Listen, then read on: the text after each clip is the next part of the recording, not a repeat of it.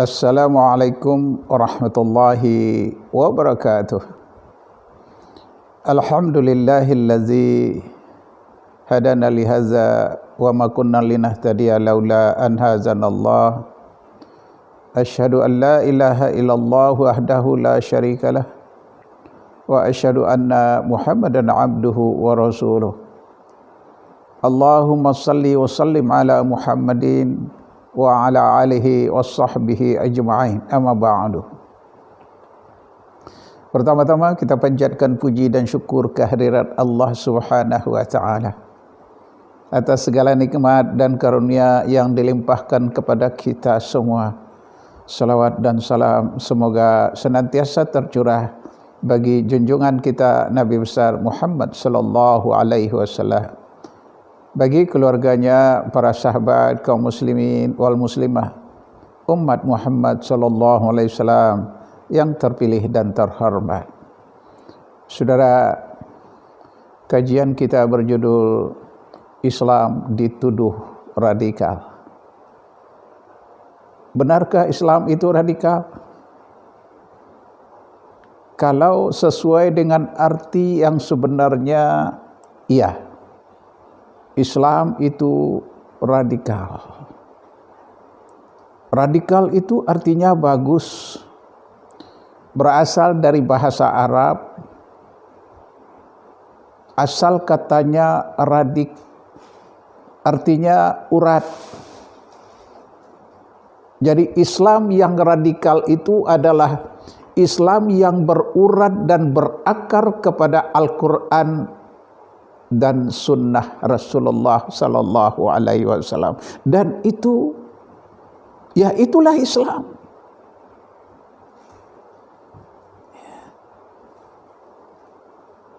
Al-Quran dan As-Sunnah itu adalah sumber perilaku umat Islam. Tetapi kalau radikal seperti yang dituduhkan orang-orang barat itu tidak benar. Mulut mereka berkata radikal, otak mereka menuduh radikal. Yang dimaksud itu adalah radikal sebagai peretas bibit-bibit teroris. Ini tidak benar. Islam bukan teroris. Islam rahmatan lil alamin. Jangankan akan membunuh manusia, membunuh semut tanpa alasan pun tidak dibenarkan. Saudara yang berbahagia, jadi radikal memang. Islam radikal berurat dan berakar kepada Al-Quran dan As-Sunnah. Saudara, apakah Islam itu radikal? Apakah betul Islam itu teroris? Saudara, insyaAllah nanti kami akan menebankan data-data yang tidak terbantahkan. Kalau memang Islam teroris, kita akan mengakui hal itu. Tapi kalau tidak, coba koreksi hal ini. Jangan melakukan distorsi, pemutarbalikan fakta. Saudara yang berbahagia, mari kita jemput firman Allah. A'udzubillahi minasyaitonirrajim. Bismillahirrahmanirrahim. Ya ayyuhallazina amanu taqullaha haqqa tuqatih wa la tamutunna illa wa antum muslimun. Wahai orang-orang yang beriman, bertakwalah kamu kepada Allah dengan sebenar-benarnya takwa, dan janganlah kamu mati kecuali dalam keadaan Islam. Saudara yang berbahagia, ayat ini memerintahkan agar kita menjadi orang yang takwa dengan sebenar-benarnya takwa. Di ujung ayat itu kita dilarang, janganlah kamu mati kecuali dalam Islam. Nah, saudara yang berbahagia, kalau bicara soal mati, siapa yang tahu kapan akan mati dan di mana akan mati? Tidak ada yang tahu. Ya. Apakah nanti kita akan mati di bawah truk gandeng atau di atas kasur yang empuk? Enggak tahu. Tapi bukan persoalannya di mana dan kapannya itu. Persoalannya adalah kita harus mati dalam keadaan Islam. Oleh sebab itu, saudara, perintah bertakwa dengan sungguh-sungguh bertakwa, artinya itu takwa yang ajak, takwa yang konsisten, takwa yang terus-menerus, bukan yang angot-angotan, bukan yang musiman, bukan yang pagi takwa, siang kafir, sore takwa, malam kafir. Bukan seperti itu. Tapi takwa yang konsisten. Kapan saja malaikatul maut datang menyambut, kita akan sambut dengan ahlan wa sahlan wal marhaban. Wahai malaikatul maut, aku rindu jumpa dengan buah kehidupanku. Ya, kita kembali kepada Allah dengan ridha, dan insya Allah Allah akan ridha kepada kita. Nah, saudara, untuk mencapai itu, maka mari kita kokohkan akidah kita, kita kuatkan iman kita. Insya Allah kalau akidah kokoh, saudara, iman kuat, kapanpun malaikat datang menyebut kita, tidak khawatir, kita tidak cemas. Saudara yang berbahagia, akidah itu kalau diibaratkan pohon, saudara, dia adalah urat. Ya. Walaupun uratnya, walaupun pohonnya besar, daunnya rimbun, dahan dan rantingnya banyak, tapi kalau urat pohon itu sudah tidak berfungsi, saudara, pohon yang besar itu hanya menunggu waktu. Ya. Ditiup angin puyuh saja dia akan tumbang. Nah, itulah perumpamaan orang Islam. Bila akidahnya sudah goyah, imannya sudah terbang, saudara, maka sesungguhnya dia sudah tidak punya apa-apa lagi. Kenapa? Karena apa yang dia punya sudah dia jual dengan harga yang sangat murah. Ya. Untuk apa? Untuk kesenangan dunia. Saudara yang berbahagia, sehubungan dengan itu Rasulullah sallallahu alaihi wasallam, tafarraqu min humumid dunya mastata'tum, fa innahu man kanatid dunya akbar hamihi asallahu ta'ala dhai'atahu wa ja'alahu fa'rahu baina ainaihi, wa man kanatil akhirati akbar hamihi asallahu ta'ala lahu amrahu wa ja'ala ghinahu fi qalbi. Artinya, kosongkan dirimu dari keruetan-keruetan dunia semampumu. Ya. Artinya, jangan kamu diperbudak oleh dunia. Jangan kamu dikuasai oleh dunia, tapi kuasai dunia itu olehmu. Jangan kamu diperbudak dunia, itulah yang harus kau perbudak sesuai dengan tujuan hidupmu apa. Tujuanmu adalah akhirat, manfaatkan dunia itu untuk akhirat. Ya. Saudara, pasti di dunia ini banyak godaan, siapapun kita akan tergoda. Nah, saudara yang berbahagia, lanjutan daripada hadis tadi, barang siapa menjadikan dunia sebagai tujuan utamanya, maka Allah akan meletakkan rasa kurang di antara kedua matanya, sehingga dia pengen lagi, akhirnya gila. gila harta, gila tahta, gila wanita, gila segala macam gila. Kenapa? Karena dia menjadikan dunia sebagai tujuan hidupnya.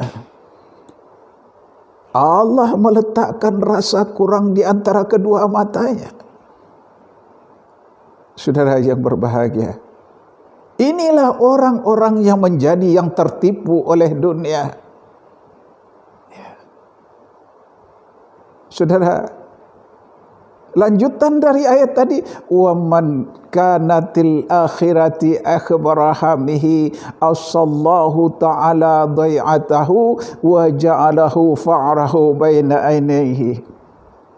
Maaf, wa man kanatil akhirati akbarahamihi asallahu ta'ala lahu amrahu wa ja'ala ghinahu fi qalbih.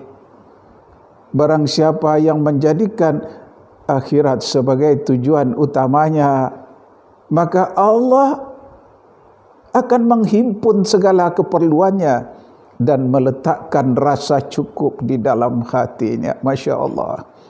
Kalau hati merasa cukup, saudara, enggak ada yang kurang.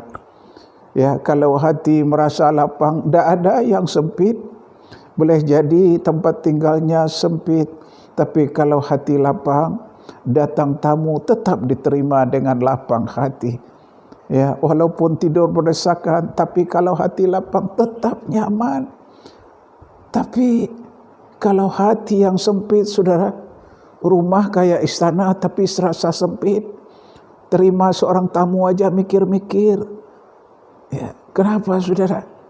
Ya, karena dia tidak pernah merasa cukup. Ya, saudara yang berbahagia. Karena itu saudara, ya, ingat, jadikan akhirat sebagai tujuan utamamu. Ya, orang yang menjadikan akhirat sebagai tujuan utama bukan berarti enggak butuh dunia, dia butuh dunia. Ya.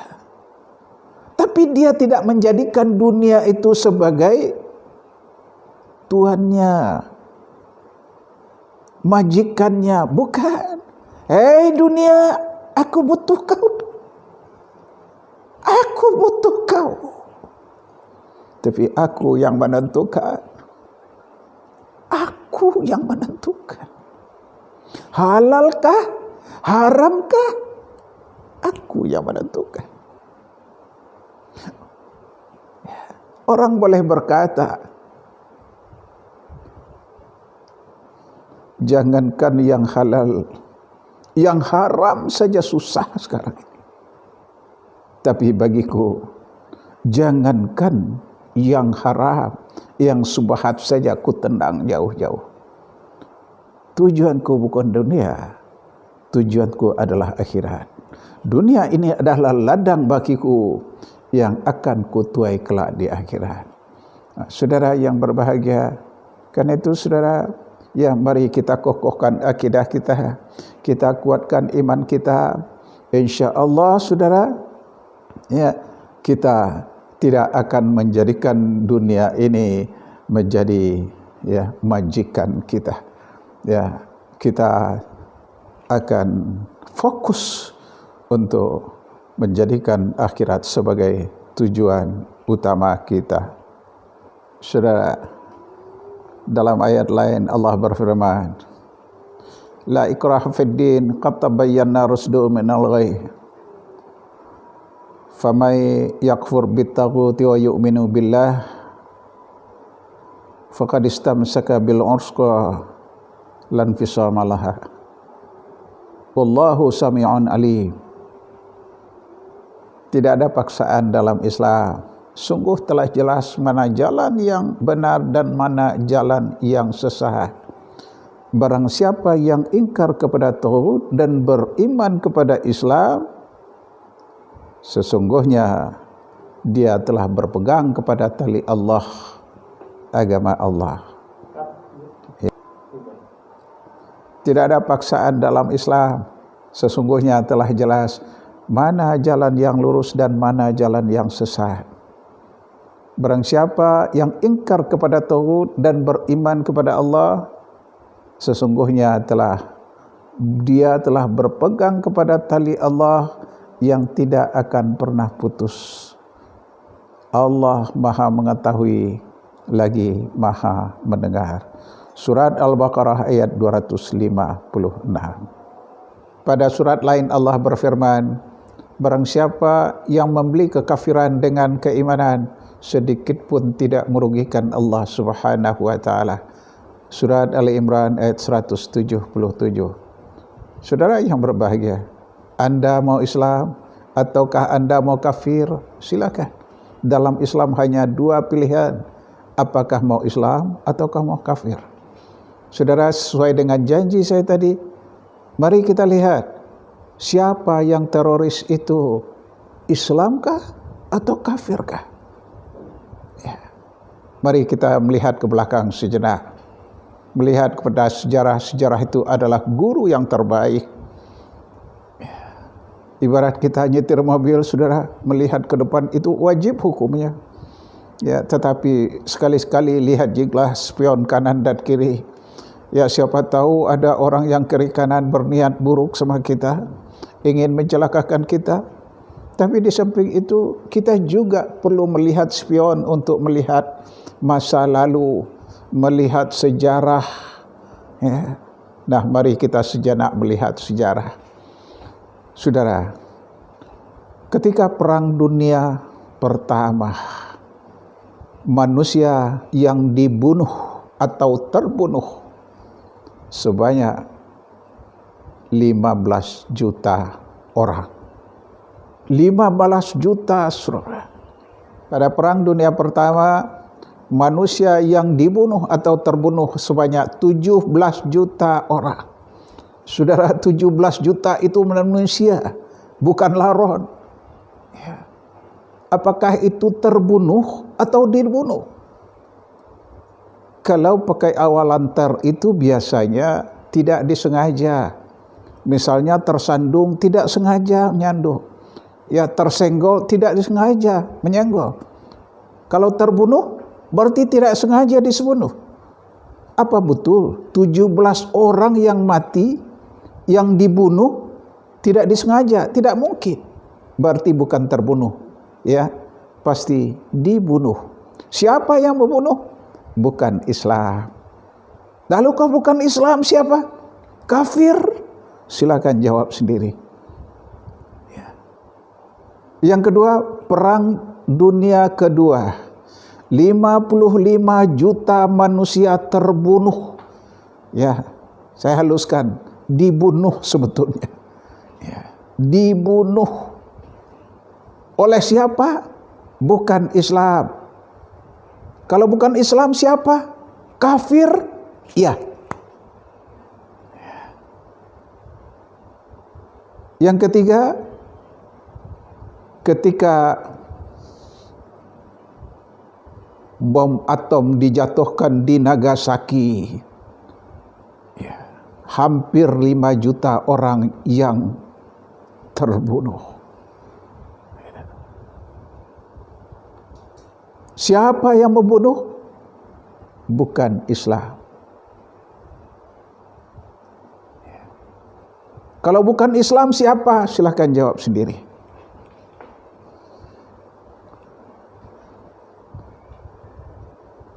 Pada perang Irak dan perang Bosnia, Kosovo. Kalau kita menyebut Bosnia, kita ingat ketika Pak Presiden kita Soeharto, beliau membangun masjid di Bosnia untuk saudara-saudara kita yang masih tersisa di sana, untuk mereka bisa salat lebih nyaman.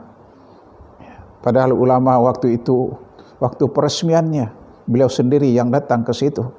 Padahal ulama telah melarang, mengingatkan, menasihati. Tidak usah Pak, nggak usah Bapak yang datang ke sana. Tapi beliau sudah bulat tekadnya.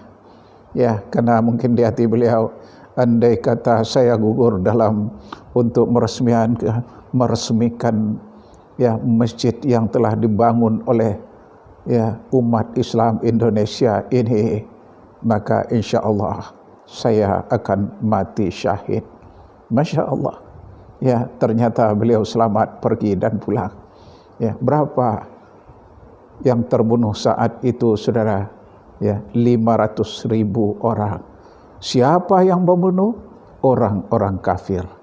Nah, saudara yang berbahagia, dari data ini tidak terbantahkan siapa yang teroris, Islam atau orang-orang kafir. Ya. Coba mari berfikir jujur. Ya, tanya kepada hati nuranimu. Lalu kenapa kok Islam yang dituduh sebagai teroris? Islam itu bukan teroris. Islam itu rahmatan lil alamin. Jangankan akan membunuh manusia, saudara. Membunuh semut saja tanpa alasan tidak dibenarkan, saudara. Bahkan, saudara, sebuah ilustrasi ketika seorang wanita PSK ya melihat seekor anjing yang tengah kehausan, menjulurkan lidahnya sambil mengelilingi sebuah telaga, hampir mati kehausan. Nah, wanita ini tersentuh dia, ya, dan dia melihat telaga itu cukup dalam, turun ke bawah cukup sulit, tapi dia tetap sudah berketetapan hati untuk membantu anjing tersebut. Dipaksakan turun sampai di bawah. Dia dengan sepatunya dia bawa naik ke atas dengan susah payah, dan dia berhasil. Kemudian air itu diserahkan kepada anjing yang kehausan itu, maka selamatlah anjing itu. Saudara, dilaporkan kejadian itu kepada Rasulullah, dan Rasulullah mengatakan tempat wanita itu di surga. Saudara yang berbahagia, jadi kalau Islam sebagai teroris, itu salah besar, saudara. Islam itu rahmatan lil alamin, rahmat bagi sekalian alam. Saudara yang berbahagia, oleh sebab itu, saudara, ya, mari jangan lanjutkan pembantaian terhadap manusia ini. Jangan memutarbalikkan fakta ya yang rahmatan lil alamin dituduh sebagai teroris. Ya, mari berani untuk berfikir jujur. Ya, mari kita bangun ya dunia ini dengan kedamaian, ya, dengan keadilan, dengan kejujuran. Saya kira ya apa yang saya sampaikan ini mudah-mudahan bermanfaat bagi kita semua. Billahi taufiq wal hidayah. Assalamualaikum warahmatullahi wabarakatuh.